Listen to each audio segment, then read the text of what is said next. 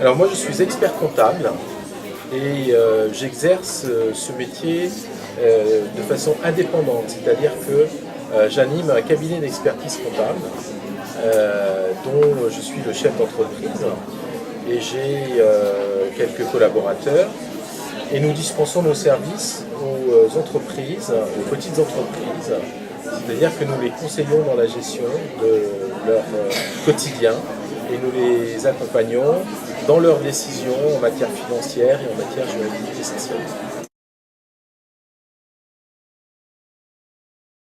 Alors pourquoi j'ai choisi ce métier? Parce que essentiellement c'est un métier d'ouverture. C'est un métier dans lequel on doit avoir une connaissance très très large de l'économie. On doit avoir une connaissance importante de ce qui se passe dans le monde et il y a une très très grande interaction entre le monde extérieur et ce qui se passe dans l'entreprise. Donc il y a beaucoup de connaissances à avoir et beaucoup d'ouverture et c'est ce qui m'a toujours plu dans ce métier. Alors, j'ai été diplômé d'une grande école de commerce qui s'appelle l'ESSEC. Ensuite, donc j'ai été diplômé d'expertise comptable après avoir travaillé pendant 4 ou 5 ans dans ce qu'on appelle un cabinet d'audit international.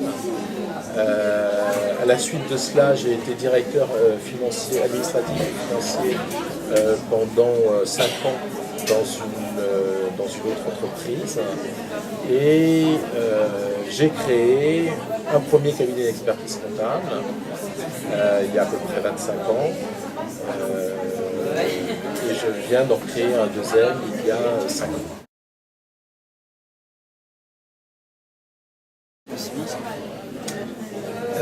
Ne vous précipitez pas, gardez l'esprit ouvert. Si vous n'avez pas de vocation évidente, prenez une voie qui vous laisse le plus de possibilités derrière, de choix.